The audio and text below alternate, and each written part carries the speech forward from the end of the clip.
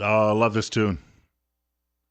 Saw a video that was one of the I guess earliest music videos ever created, going back into the early 1970s with this, and the band members all look like Ewoks. We all have those moments. Nobody wants to go back and really look at all of those old high school pictures. Nah, striped pants. I mean, and not they're not like pinstripes, the big wide stripes. Brady Bunch perms. It got out of hand. 924. That's when the society really started unraveling. 924, 61. Bill Colley with you on News Radio 1310 KLIX and News Radio 1310.com. The name of the program is Top Story.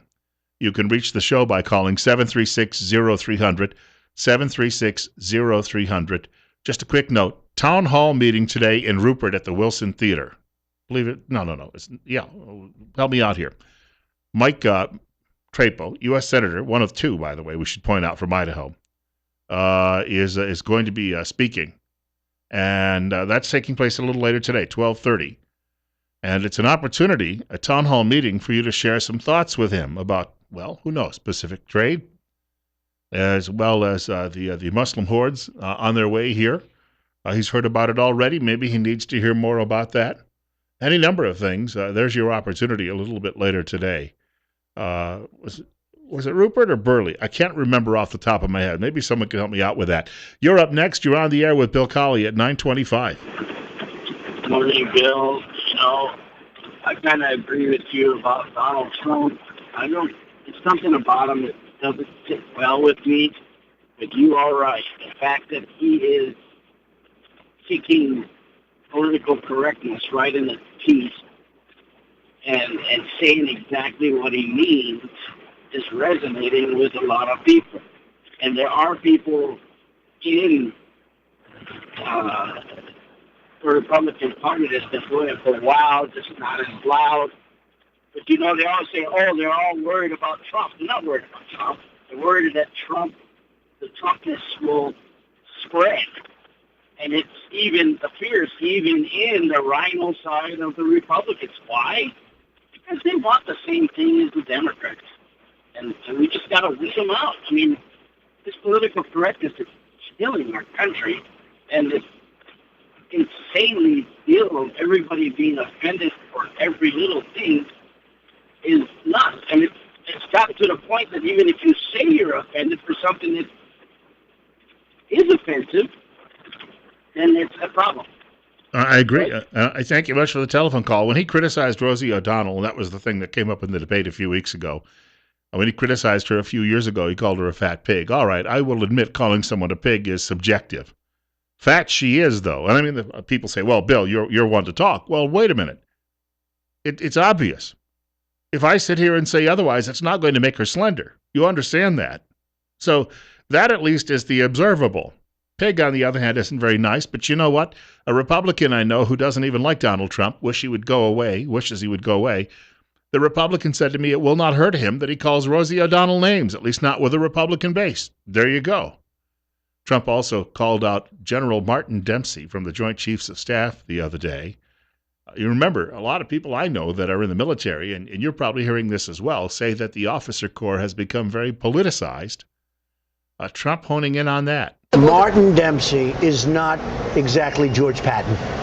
Okay, Martin Dempsey is not exactly, let's say, General Douglas MacArthur.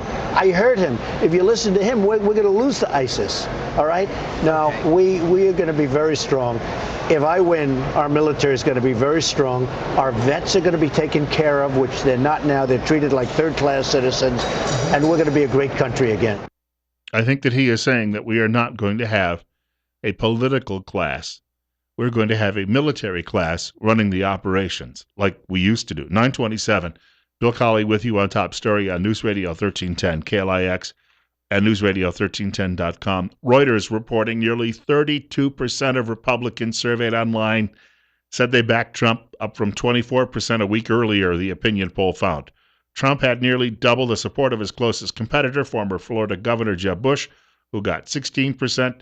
Ben Carson was third at 8%. Even when Trump was pitted directly in the poll against just his two top competitors, his numbers rose to 44%. Bush won about 29% of respondents, Carson 25%. Walter Russell Mead, who is one of the best political writers, really is a political anthropologist. I read his work once, twice a week. Just brilliant, brilliant writer, is saying that a lot of conservatives, not just Republicans, conservatives are nervous about Trump and what the media is calling nativism. That is, opposition to people breaking the law, coming here illegally. It's like breaking into someone's home, you realize. That opposition to that is starting to mirror what's happening in Europe, where you have the rise of a United Kingdom Independent Party, the UKIP party with Nigel Farage, or in France, where you have a woman named Marine Le Pen, who is leading a nationalist movement, or in Greece and the like. And the argument they're making is that this is probably not a good thing for the United States to be moving off in that direction. But Walter Russell Mead follows it up with this. The Republican Party better dang well realize that people are hopping mad. The law is the law. And to sit here and say and complain that, oh, it hurts my feelings when they call me an anchor baby. Shut up. I don't care. Go home. This is my country, dang it. I have to follow the law. I expect you to do it. And that's the point. Unless the Republicans can address that anger and the truth of all of that, then the Republican Party is going to have to deal with Donald Trump for a very, very long time. More on this subject on the way in just a few minutes. Trump is not alone among some of the leading Republicans, and even some of those who are not leading, in seeing that this issue has to be addressed, and that it's not going to go away, and that no matter what Libby tries to tell you and shove it down your throat and say this is the way it's going to be, it's not going to be that way. One of my favorites, Bobby Jindal, governor of Louisiana, speaking on the very same topic. Jindal, by the way, could have been described as an anchor baby. Jindal was the son of immigrants from India who came to this country and settled here in the United States. He was born in Baton Rouge, but listen to Jindal speaking about this issue over the weekend. The folks that want open borders and amnesty, if you want freedom, follow the laws. Do what my parents did. There you go. Don't come sneaking in the back door. 934. Because if that's how you think you get away with things, then you're only going to be doing more of that. And then you're going to be thinking that everyone owes you something. Department of Social Services. You're going to think your neighbor owes you something. You're going to think your neighbor has to bankroll your kid's education. Your neighbor's going to have to feed you. Your neighbor's going to pay for your heating and your cooling. Well, I got news for you. The world doesn't work that way. And it never has. Not successfully anyway. 63, Bill Colley with you. 935 on Top Story on News Radio 1310 KLIX and newsradio1310.com. Thank you for joining us this morning. Telephone number 736-0300. That is 736-0300. This comes from National Review about Donald Trump. Kevin D. Williamson, great writer, he cannot stand Donald Trump. And he said the 25% mark that Trump often has in many polls is about the same as the nationalist parties get in Europe. But we've got a little bit more on this, and I think this is what you call the thinking man's view of Donald Trump's rise. For the right-leaning movements, the common issue is immigration. Senator Sanders, a professing socialist from Vermont, may seem like an outlier in the gang, but his views on immigration are substantially the same as those of Trump, and by no means radically different from those of Marine Le Pen, the nationalist leader in France. Even if Sanders' speeches are edited for progressive audiences, he charges that a shadowy cabal of billionaires, usually he mentions the Koch brothers, wants to flood the United States with cheap immigrant labor to undermine the working class. Bring in all kinds of people, work for $2 or $3 an hour, that would be great for them, he says, with the emphasis on the eternal, infernal them. Now, I jumped down to page 4 or 5 on this, and this is where Williamson, I think, starts getting into some really meaty detail about how the world has been trending in this direction now for at least nearly a century. In The Duel, his account of the confrontation between Adolf Hitler and Winston Churchill, the great historian John Lukács explores one of our modern history's terrible ironies, that even as the National Socialists were defeated in Germany, National Socialism became the world's predominant political philosophy, albeit stripped of the cruelty and the hatred that animated the German expression.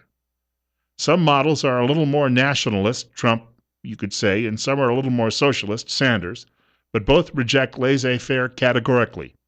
Quote, Hitler was the founder of National Socialism, not even in Germany, unquote, Lukács writes.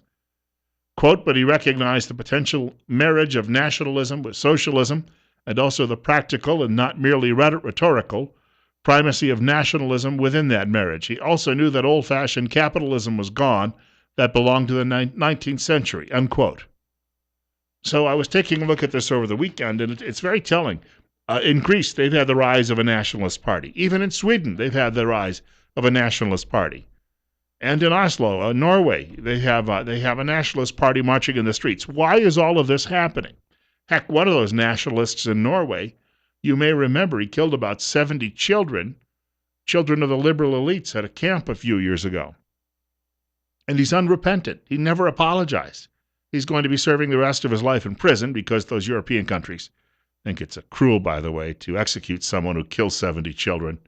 And now, if he'd called himself an abortion doctor, he wouldn't even be in jail, but that's a story for another day, too.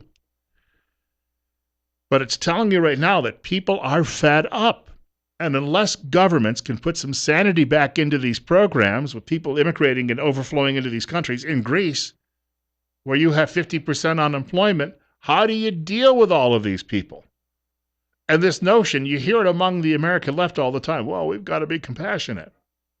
I know people that I grew up with who wonder every day how they're going to feed the family. Having grown up in an Appalachian region in this country, I'll never forget, I used to take a drive, once I got my driver's license, to my grandmother's house, 16 miles away, and I used to pass through this little town called West Clarksville. And I remember one winter, someone had built a wooden frame from 2x4s and then stretched plastic over it. And they had a wood stove with a pipe actually coming up, coming up out of the plastic shack. And what had happened was some guy so desperate for work, he went to Florida to try to find a job, but he couldn't afford to take his family along. So he put up this, what was the neighbors called the plastic shack. And the family lived within it. You could drive by and see them living inside. Luckily, the fire did not burn all the plastic up. It apparently was well vented. But that's how they spent the winter. That was not unusual where I grew up. And I'm telling you right now, this notion that we somehow owe it to other people. What do we owe the guy who had his family in the plastic shack? Apparently we didn't think anything. From lefty's perspective, well, he's just an inbred illiterate. Who cares?